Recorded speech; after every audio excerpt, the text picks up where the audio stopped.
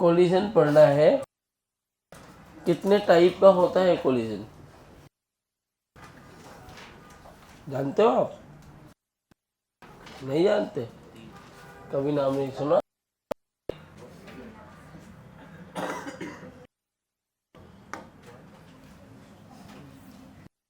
हुआ क्या आज? हाँ, टाइप के कोलिजन पढ़ते हैं हम लोग। पहला होता है हेड ऑन कोलिजन,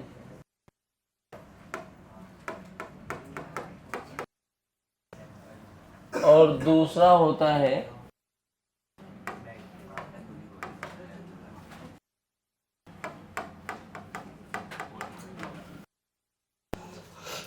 ये हो गए एज पर द लाइन। कैसे है ये?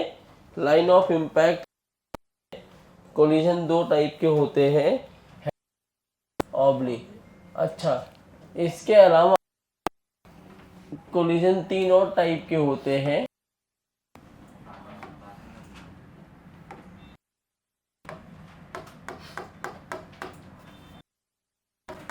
पहला होता है इलास्टिक कोलिजन,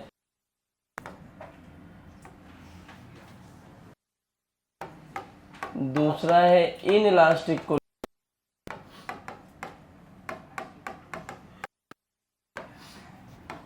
और तीसरा है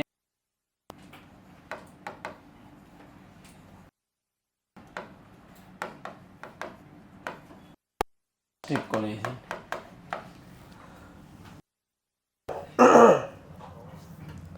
हेड ऑन होता है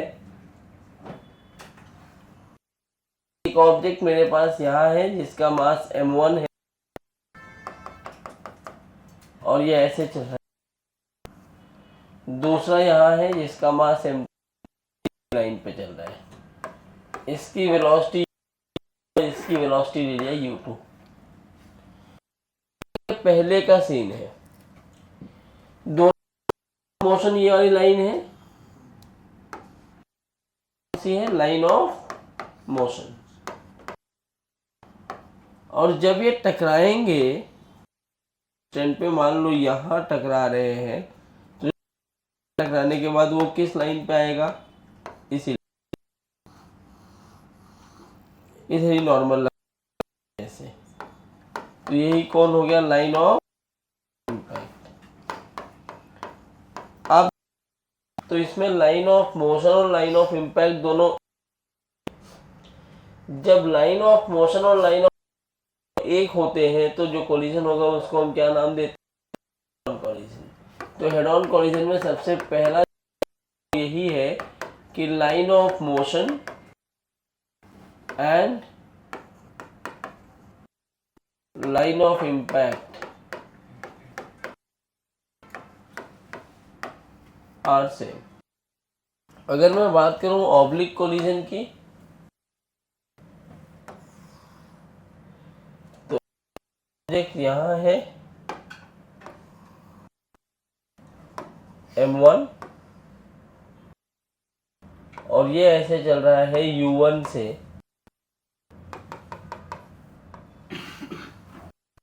दूसरा ऑब्जेक्ट यहाँ है और ये ऐसे चल रहा है u2 से। ये कौन है? लाइन ऑफ, ये भी कौन है? Line of motion. आएंगे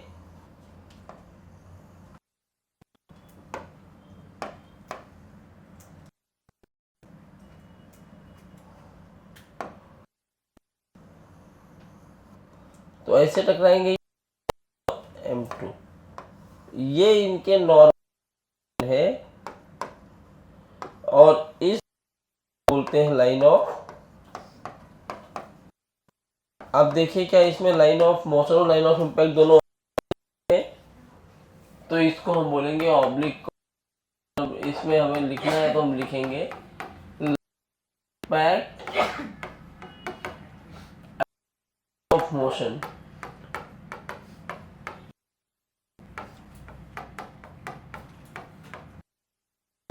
आर डिफरेंट। इलास्टिक कोलिजन क्या होता है? इलास्टिक कोलिजन में समझिए, अगर दो ऑब्जेक्ट है m1 और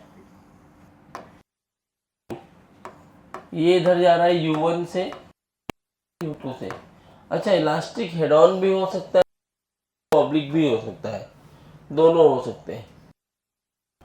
तो इलास्टिक भी हेड ऑन और ऑब्लिक भी, पार्शियल इलास्टिक हेड ऑन भी हो सकता है, ऑब्लिक भी।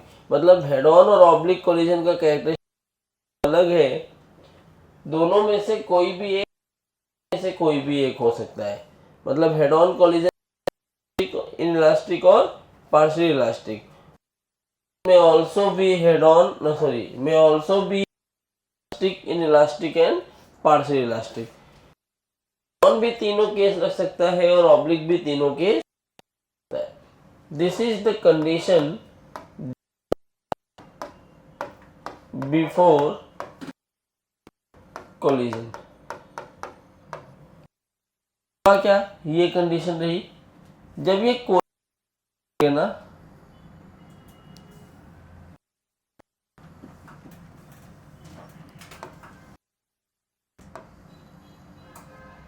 ये M2 रहा,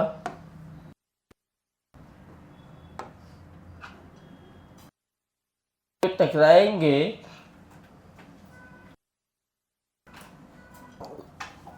तो टकराने डिफॉर्म करेंगे अपने आप को। ये वाला ब्लॉक इसको इधर पिचकाएगा और ये वाला ब्लॉक पिचकाएगा। This is during collision.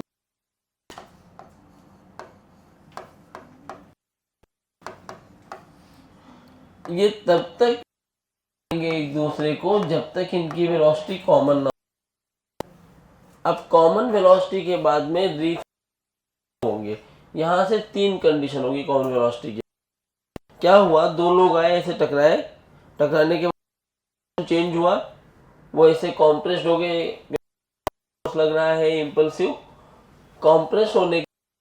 इसके बाद क्या हुआ कि अब यहां से जब कॉमन वेलोसिटी पे आएंगे, अब यहां से ये बन सकती है, या तो पुराने जैसा पूरा पूरा फिर से रीगेन कर ले अपनी, या जैसे है वैसे ही रहे, या फिर तीसरा कोशिश तो की लेकिन पूरा पूरा रीगेन ना हो पाए सकती है।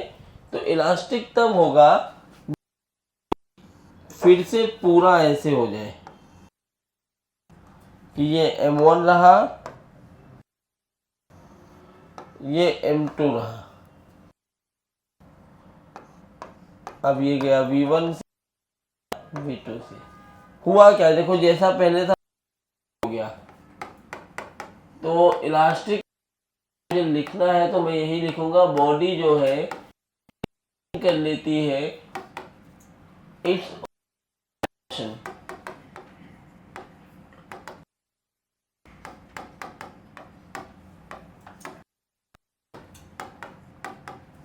कंप्लीटली। दूसरा, अगर बॉडी पूरे आपके डायमेंशन को रीगेन कर रही है। अच्छा ये बात बताओ, इसमें तुमने बाहर से फोर्स लगाया, अपने आप ये लोग टक्कर होना था, हो गए अपने आप हो गए, कोई फोर्स नहीं लगा, तो मोमेंटम कैसा होगा कंजर्व। तो इसमें मोमेंटम कैसा। तीसरा पॉइंट है भाई, आप पूरा पूरा वेलोसिटी रीगेन कर ले रहे हैं, तो एनर्जी रही होगी सिस्टम की, वो भी कंजर्व्ड ही होगी। हाँ, अब काइनेटिक एनर्जी सिस्टम की कंजर्व है। आपसे जब आप पढ़ते हो तो आपको पूछता है एनर्जी ऑफ फर्स्ट बॉडी, तो आप बोलते हो सर आपने तो कंजर्व है लेकिन लॉस पूछ रहा है। तो भाई पूरे M1 और M2 को मिला करके नेट काइनेटिक एनर्जी कांस्टेंट, लेकिन नेट काइनेटिक एनर्जी कांस्टेंट होने में हो ऑब्जेक्ट की काइनेटिक एनर्जी कम हो रही हो, दूसरे की काइनेटिक एनर्जी, दोनों का टोटल कैसा हो, हमेशा कांस्टेंट। मान लो काइनेटिक एनर्जी 5 जूल थी, अब इसकी होगी 3, इसकी पहले 3 होगी तो अभी कितनी हो चुकी होगी 5। 5 और 3 कितना था 8, अब भी कितना रहा। तो ये काइनेटिक एनर्जी कांस्टेंट का मतलब है पूरे सिस्टम एनर्जी कंजर्व होती है। एक लॉस करेगा दूसरा पार्टिकल उतनी ही एनर्जी देगा। ये हुआ इलास्टिक। इन इलास्टिक है बॉडी बिल्कुल भी रीगेन, बॉडी रीगेन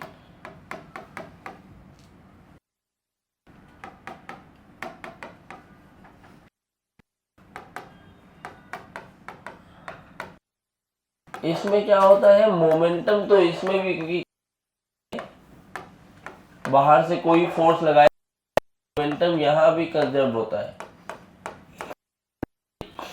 यहां पर काइनेटिक एनर्जी में there will be kinetic energy. यहां क्या होता है इन इलास्टिक है तो यही कंडीशन पकड़ के रखेगा, से ही पिच के पुछ के रहेंगे। लेकिन अगर इन इलास्टिक है तो क्या होगा, थोड़ा सा ये अपने चेंज करेंगे, पूरी तरह से ओरिजिनल डायमेंशन पहुंच पाएंगे। मतलब बॉडी ट्राई, उसमें ट्राई नहीं किया, इस है रीगेन करने के लिए।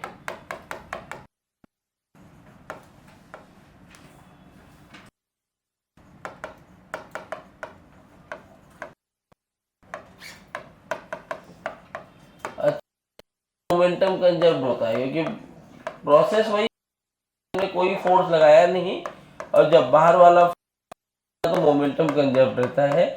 अगेन यहाँ होगा काइनेटिक एनर्जी का,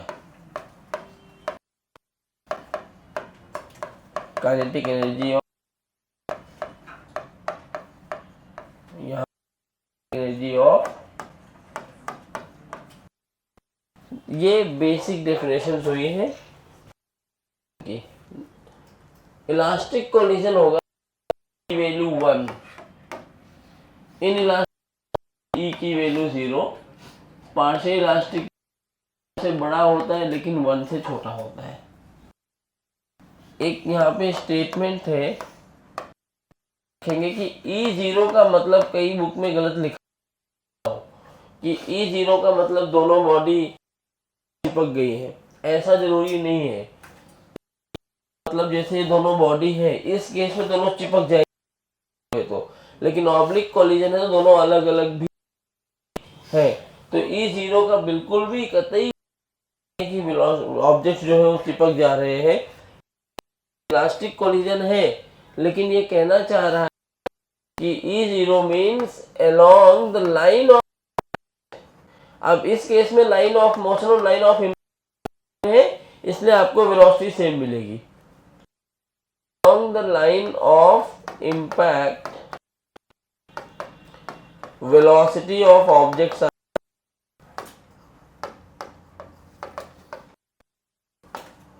ये याद रखेंगे। लाइन ऑफ इम्पैक्ट के अलोंग दोनों की वेलोसिटी सेम होगी। ऑब्लिक कोलिजन में फर्क नहीं दिखाएगा आपको, लेकिन सॉरी हेड ऑन में कोई डिफरेंस नहीं दिखाएगा, लेकिन जब ऑब्लिक डिफरेंस आपको दिखेगा। This is all about collision. अब इस पे तुम्हें कॉन्सेप्ट्स बनाने हैं और फिर क्वेश्चन सॉल्व करना है, नोट करो।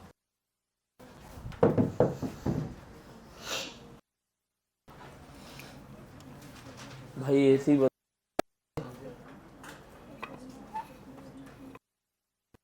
है रिमोट किसके पास, कौन रखा है रिमोट? दोनों बंद कर दो, बहुत थोड़ी देर बाद फिर चालू कर लेना तो।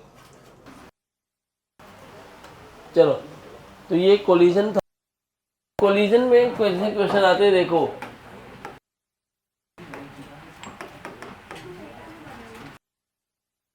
Concept of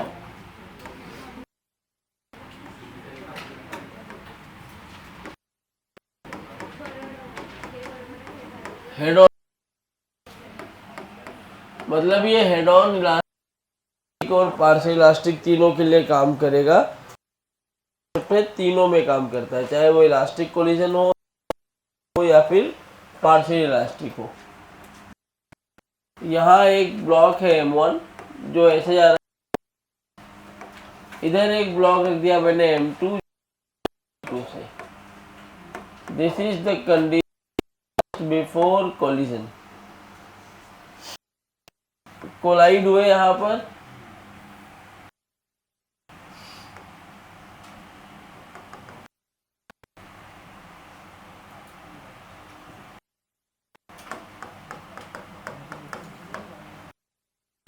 coefficient of restitution की वैल्यू E।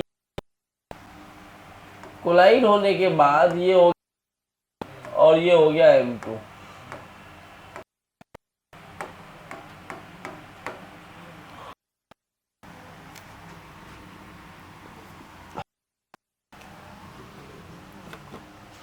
और आपको एक बात समझ आ रही होगी, जो पूरा सिस्टम है इसमें होगा जब U1 बड़ा हो U2 से, मोमेंटम कैसा होगा, कंजर्व। तो यूजिंग कंजर्वेशन ऑफ मोमेंटम,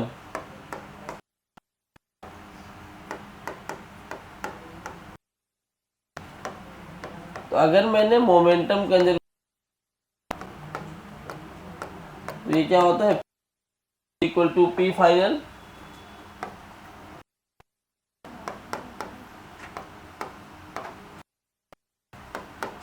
अब यहाँ पे सारे फोर्स राइट में लिया है, इसलिए सबका मोमेंटम पॉजिटिव लिखा। अगर कोई एक लेफ्ट में होता तो उसका मोमेंटम लिखना पड़ता। जनरली होता क्या है, हमें M1 M2 U1 U2 पता होता है, निकालते हैं V1 और V2। चार होते हैं, कोई भी दो आपसे पूछता है, उन दोनों को सॉल्व करना पड़ता है। कैसे करते हैं, एक तो ये इक्वेशन बन गया, इसमें क्या क्या पता, M1 पता है, M2 पता है, V और U2 पता है, V1 और V2 चाहिए। तो कितने वेरिएबल, इक्वेशन भी कितने होने चाहिए, दो। एक तो ये, दूसरा अप्लाई किया,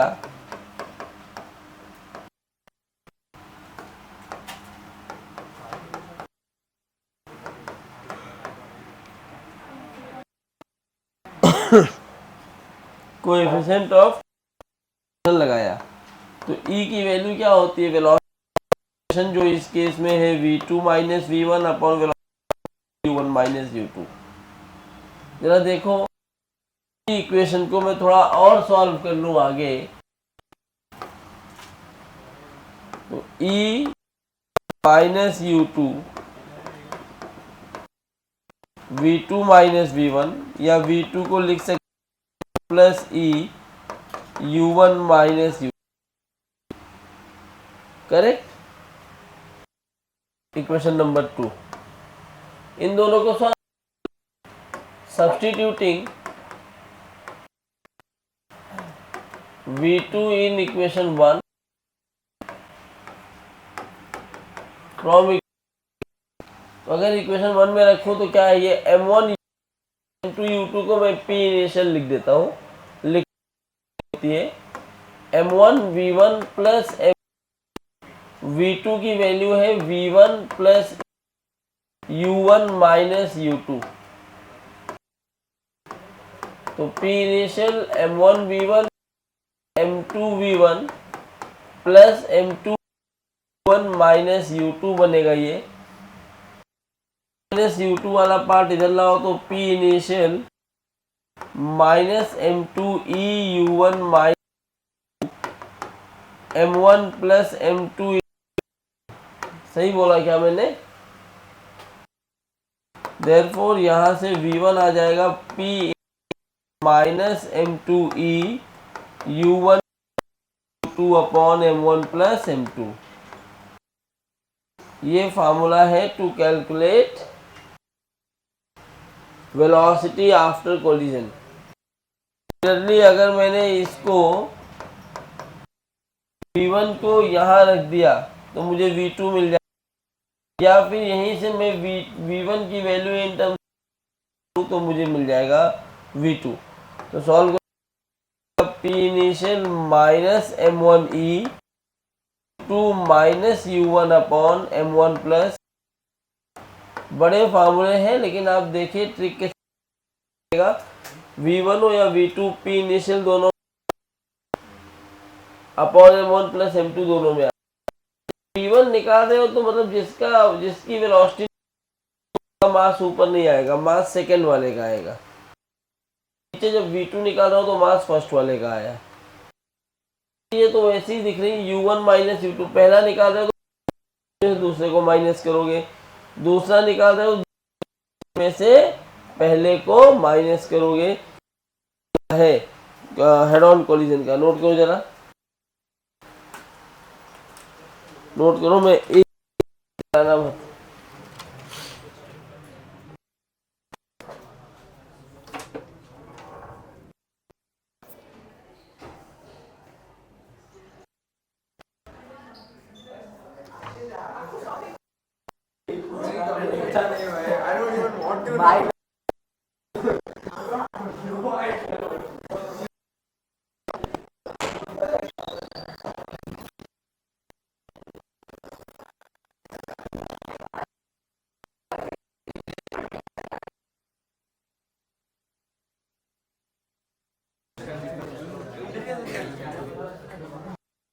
अभी लिख लिया कि नहीं लिखा अभी भी?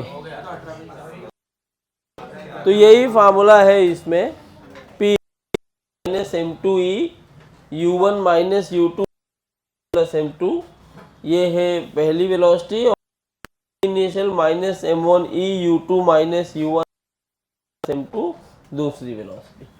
अब इस पे मान लो ये 2 किलो का एक ब्लॉक है 5 मीटर पर सेकेंड से, और जी का ब्लॉक है ये इधर जा रहा है सेकेंड से, E की वैल्यू हाफ है,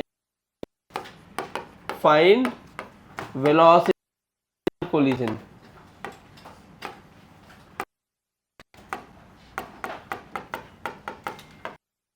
वेलोसिटीज बताना है आपको आफ्टर कोलिजन। तो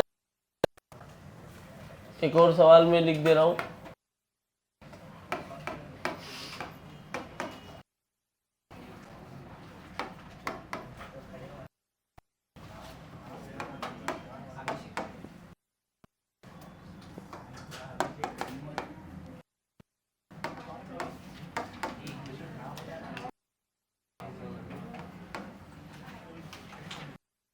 मीटर है,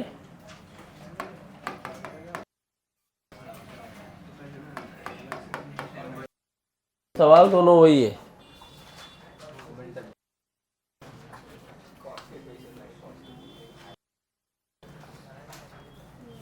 जल्दी सॉल्व करो, बकवास करते हो, लिखते पढ़ते तो हो नहीं।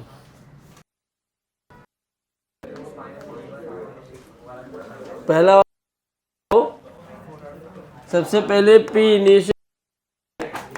इनिशियल मोमेंटम कितना होता है, M1 प्लस M2, M1 मान लो, ये हो गया M2, तो M1 U1 हो गया 2 इंटू 5, M2 U2 3, क्या 13 आ गया 10 सेकेंड, ये P इनिशियल आ गया। तो लिख सकता हूं यहाँ पे V1 का फार्मूला क्या है, minus M2E U1 U2 upon M2। तो P इनिशियल आया 13, M2 की वैल्यू 1, E की वैल्यू है half, 1 minus U2 upon plus 2, तो V1 आया 2/2, 1 बन जाएगा 12/3, 4, सही है।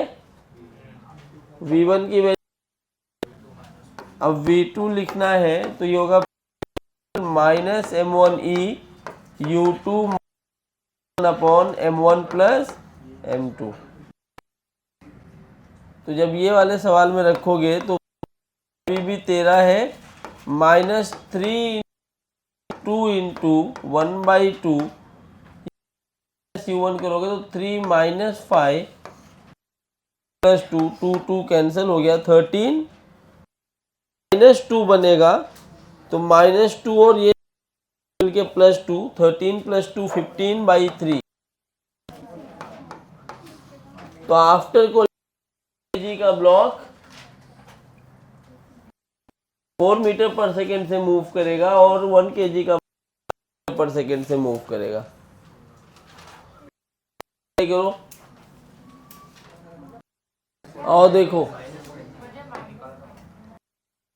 ये सवाल में सबसे पहले P इनिशियल निकाल, तो क्या फार्मूला है M1U1 + 2, इसको M1 M2 मान लो, तो 5 + 3 × माइनस आएगा ये, क्योंकि लेफ्ट में है।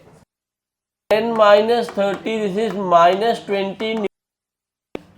अब V1 लिखेंगे P initial M2E U1 U2 upon M1 + M, तो V1 आएगा P इनिशियल मतलब M2 की वैल्यू है 3, E है ½ U2 5 माइनस ऑफ अपॉन 3, तो V1 आ जाएगा -20 45 45/2/5 40 40 और 45 80, ये बन जाएगा 85/2 इसमें। हेलो, हाँ हाँ, तो -8.5 मीटर पर सेकेंड, इसका मतलब है ये लेफ्ट में जाएगा। किधर जा रहा होगा, किस वेलोसिटी से, 8.5। ऐसे अगर V2 निकाला जाए तो क्या फार्मूला होता है, -M1E U2 -M1 + M2। तो P इनिशियल मतलब अभी 20 - 2 × ½ U2 - U1 -10 अपॉन 2 + 3, 2 कैंसिल हो गया, -20 -5, तो -7 मीटर पर। कोलिजन के बाद इसकी वेलोसिटी हो जाएगी 7 मीटर पर।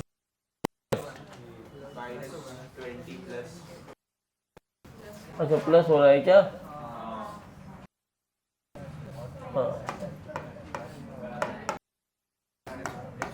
1 मीटर पर सेकेंड टूवर्ड्स लेफ्ट। तो ऐसे सवाल आते हैं, ये सब बहुत अच्छे काउंट नहीं होते, तब भी आप निकाल। और कुछ सवाल देख लो इसी।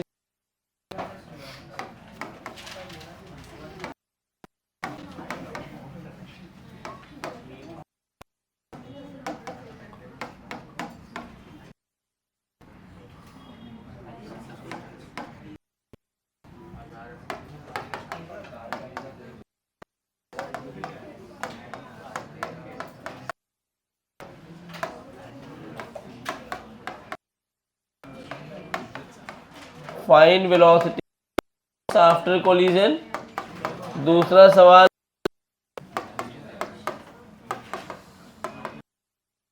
Loss in kinetic energy of 2 kg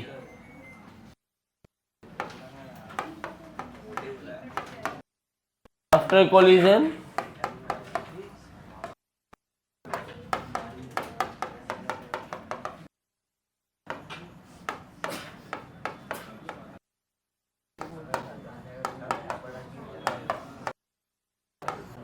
ये थोड़ी सी एक नई वेलोसिटी का सवाल भी ट्राई करो। 3 सवाल है। पेट में तो लोग चिल्लाते बहुत, मैं बाहर निकलता हूँ तुरंत ही। ठंडी नहीं लग रही तुम लोगों को? कोई ब्रेक नहीं है, 1 घंटे का लेक्चर बचा है, ब्रेक चाहिए। P initial 2 × 4 × -4, -12 Newton second. तो V1 आएगा P इनिशियल माइनस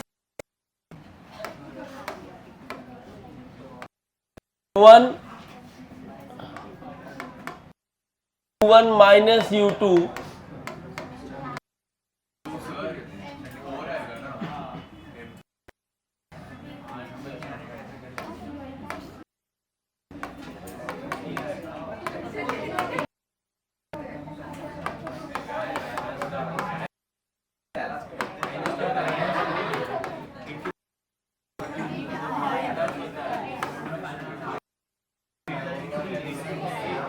-6 V2। पहली बात तो आवाज बंद करो।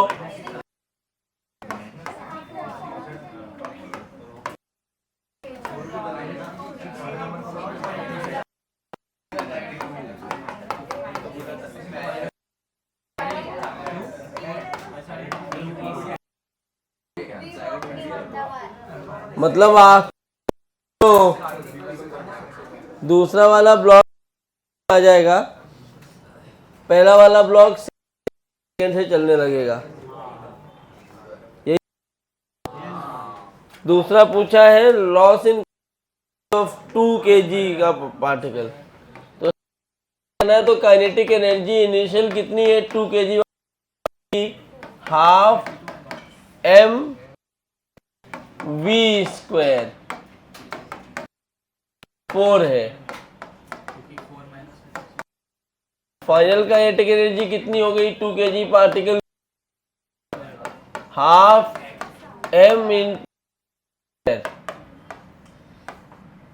30। तो लॉस, सवाल को चेंज कर दो, ये गेन है। काइनेटिक एनर्जी कितनी हो जाएगी,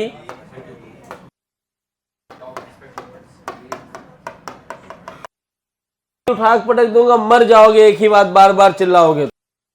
देख लो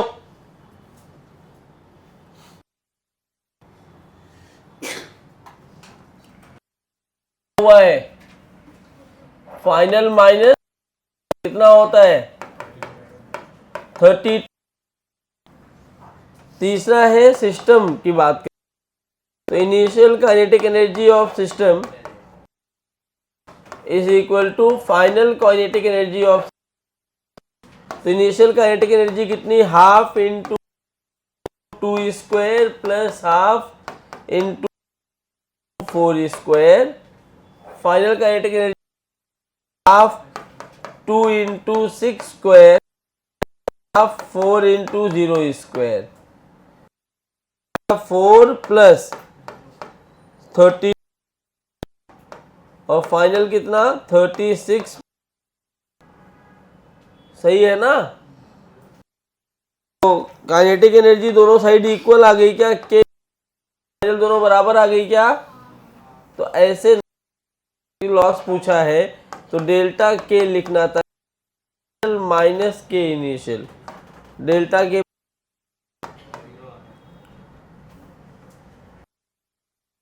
तो ऐसे लिखते half 2 6 square, half 4 into minus half square plus half 4 into -4 लिखने का कोई मतलब नहीं। तो यह आएगा 36, चेंज इन काइनेटिक एनर्जी 0 हो गया, मतलब काइनेटिक है। देखो E की वैल्यू 1, वैल्यू 1 का मतलब कौन सा कोलिजन, इलास्टिक है। इलास्टिक कोलिजन में हमने लिखा है कि होती है, क्या कंजर्वेशन से दिख गया तुम्हें, कितना हो गया 0। लेकिन 2 kg वाला जो है उसने 32 जूल की एनर्जी गेन कर ली, लूज कौन किया होगा 4 kg।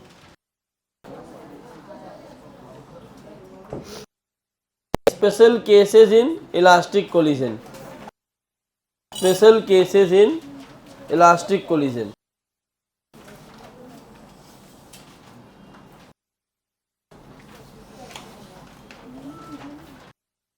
Special cases in elastic collision.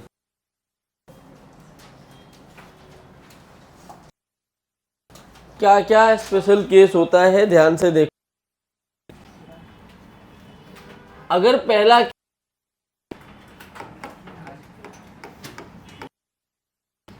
कि जो दोनों कोलाइडिंग बॉडी है उनका मास इक्वल हो गया, लेट से इनका मास हो गया m इलास्टिक कोलिजन में, मतलब एक कोलाइडिंग बॉडी यहां है, दूसरी कोलाइडिंग बॉडी यहां है, ये u1 से जा रही थी और ये u2। इलास्टिक कोलिजन मतलब E की वैल्यू 1 है। आफ्टर कोलिजन इनकी वेलोसिटी क्या होगी, लिखते हैं क्या होता है, initial moment mu1 plus mu2, यही होगा P इनिशियल। अब मैं डायरेक्ट लिख रहा हूँ इसको 2, कोई फर्क नहीं पड़ता, किसी को कुछ भी मान लो, माइनस ये क्या हो गया P m2e u1 minus upon m1 plus m2।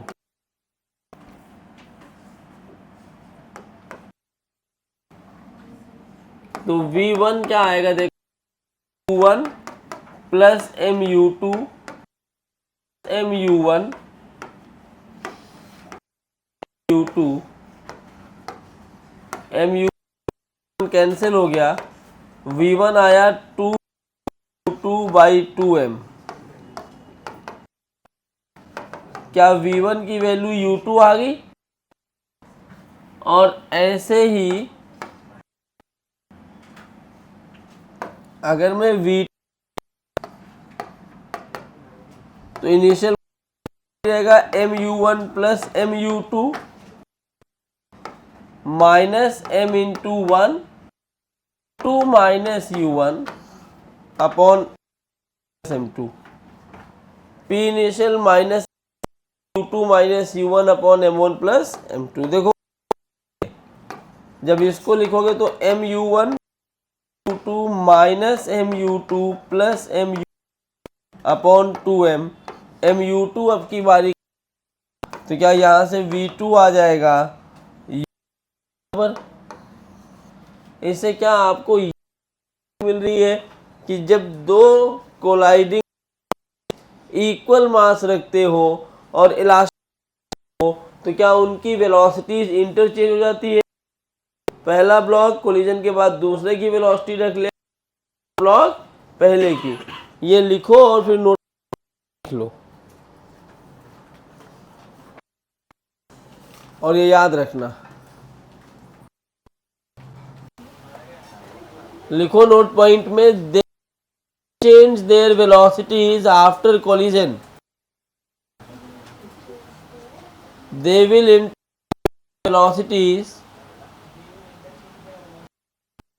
interchange their velocities collision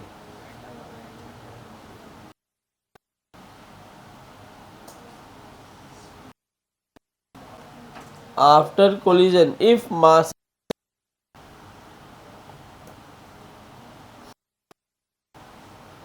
masses are equal। लिखा। दूसरा केस, इसमें एक और केस है, मास बहुत बड़ा ब्लॉक है, इसका मास कैपिटल M है, मास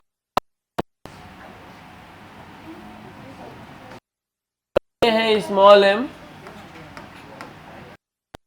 है, और ये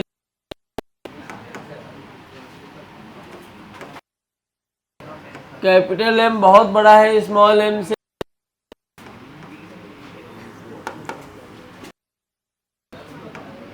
एंड कैपिटल M रेस्ट में।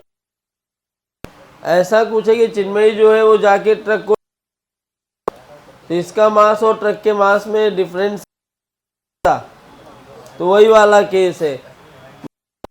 इसका E की वैल्यू अभी भी 1, वन इसको 2 मान के अगर मैं v1 लिखूं तो क्या आएगा?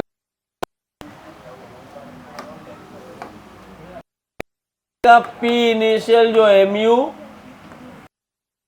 m2e u2 अपॉन,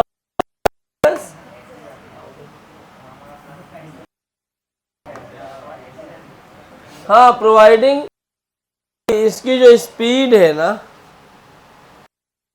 फ्लाइट में नहीं है कि बहुत तेज टक्कर मारे तब तो ट्रक छलनी हो जाएगा।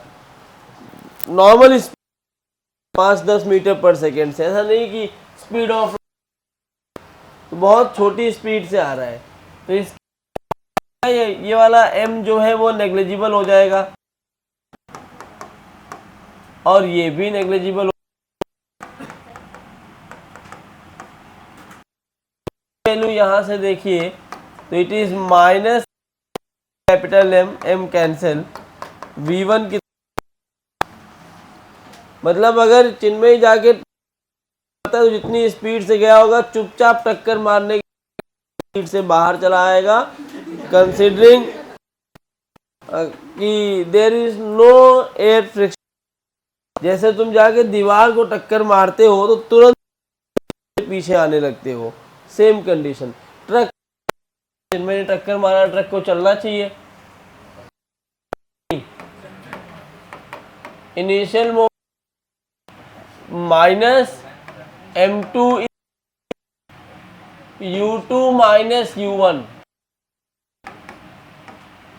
Upon m2 mu plus mu,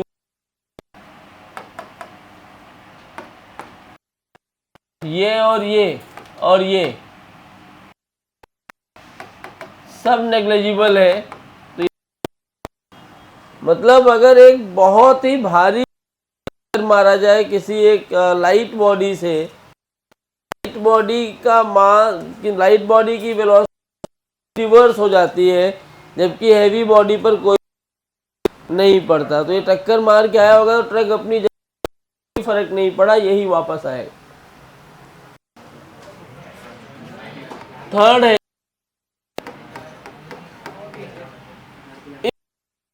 condition है जो पहले था, लेकिन अब की बार जो स्मॉलर मास पे है, मतलब आप है और उसको टक्कर मार रही है, रिएक्शन है इक्वल एंड अपोजिट रिएक्शन। पहले ये मारा तो ट्रक भी मारेगी ना, अब क्या होगा देखो,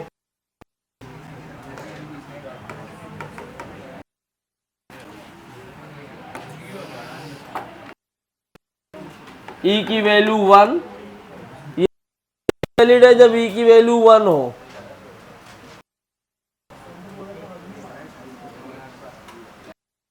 बुद्धि हो क्या, दिमाग भटक जाता है। V1 क्या,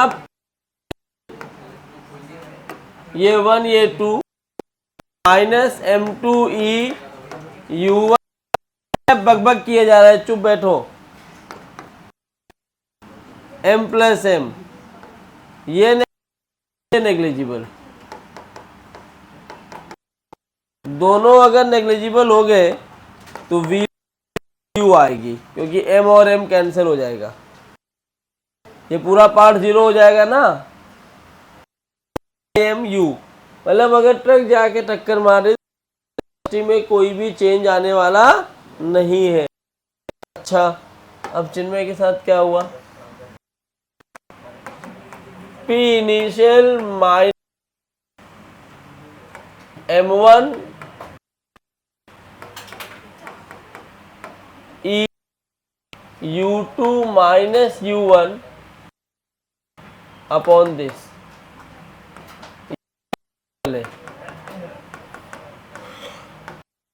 टू आएगा 2mu बाई कैपिटल M। ओहो, इसकी स्पीड अगर ट्रक 40 की स्पीड में 80 की स्पीड में उड़ेगा, ये कंडीशन है प्रॉपर, याद रखना तीनों के।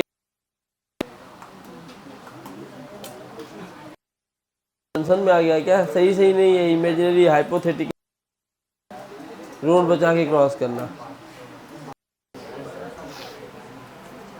और वेरिएबल मास अच्छा टॉपिक, ध्यान से अक्कल लगा के पढ़ना।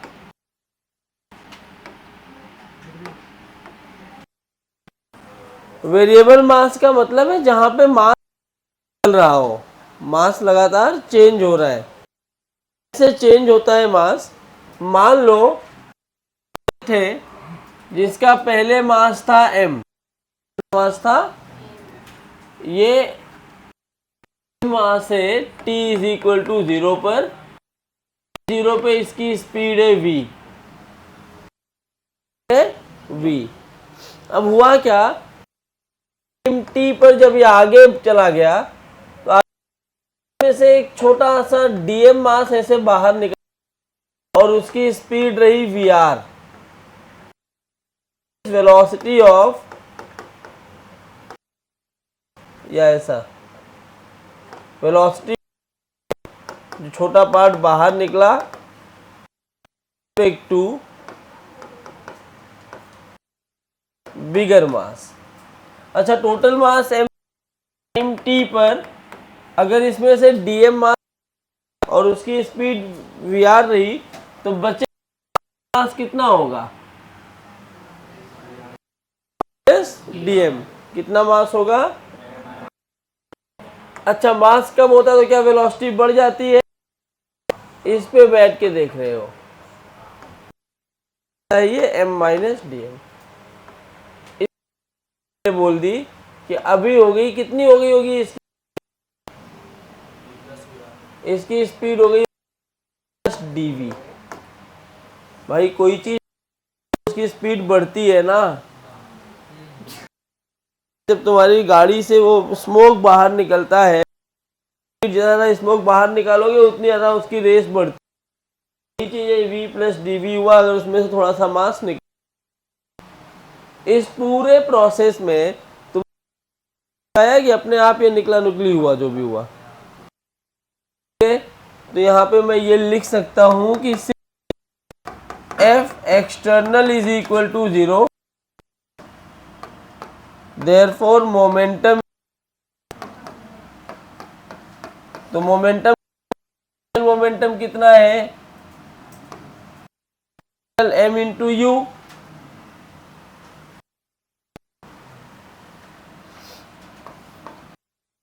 चल रहा है ना ये, m इंटू वी होगा m माइनस डी एम की जो स्पीड आई, it is v plus D V. जब ये छोटे वाले पार्ट की तो ये कितनी है वी आर ना, तो डी एम नहीं लिख सकते क्योंकि ये वाली स्पीड है और ये वाली स्पीड भी ग्राउंड फ्रेम में है जबकि ये के फ्रेम में है। ट्रॉली प्रॉब्लम याद करो, उसमें बताया फ्रेम डिपेंडेंट होता है। तो यहाँ पे मुझे velocity of DM with respect to DM क्या लिखा जाएगा? Velocity of M minus DM.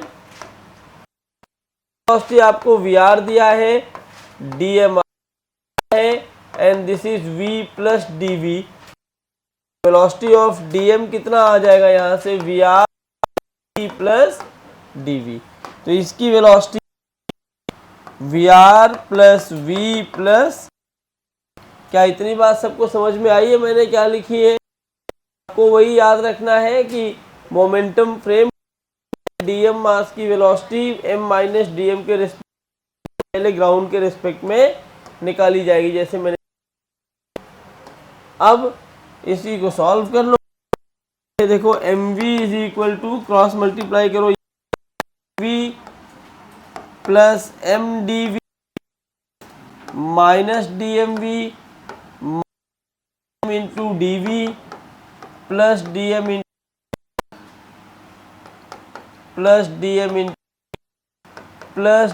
Into D V. D M D V cancel out हो गए, ये एम वी ने एम वी को मार दिया और कुछ कट रहा है?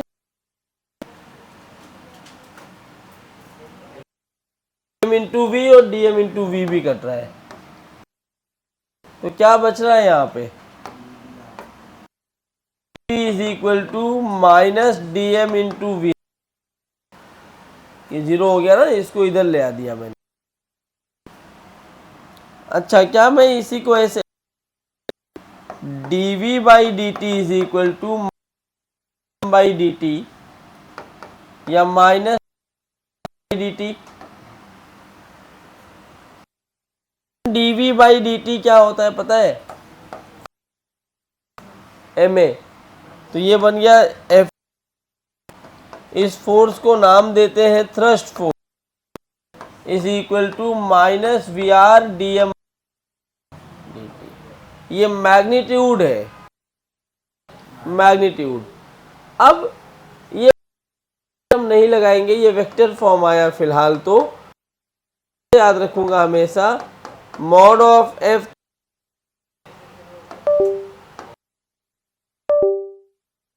अगले लेक्चर में रोटेशनल चालू करना है मुझे, एक दो क्वेश्चन भी मैं अगले लेक्चर में ही कराऊंगा। होमवर्क दिया है पहले, DPP 1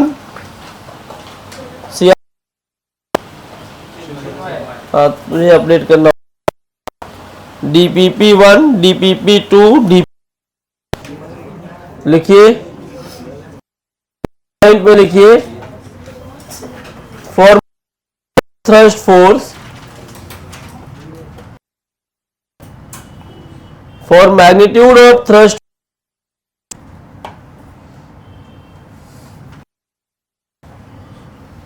we use formula लिखा हुआ है Ft is equal to Vr dm by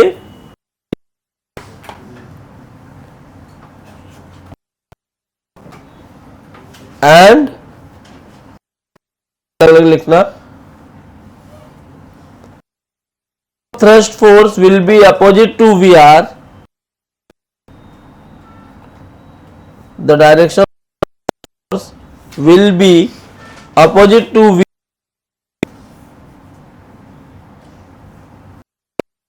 the direction of thrust force will be to Vr if mass is decreasing and vice versa, इसका उल्टा भी है। मतलब थ्रस्ट फोर्स की डायरेक्शन के बराबर होगी अगर मास इंक्रीज हो रहा। तो ये है, इस पे दो तीन सवाल बाकी है। सेंटर ऑफ मास खत्म हो चुका है, में रोटेशनल करेंगे। जाओ।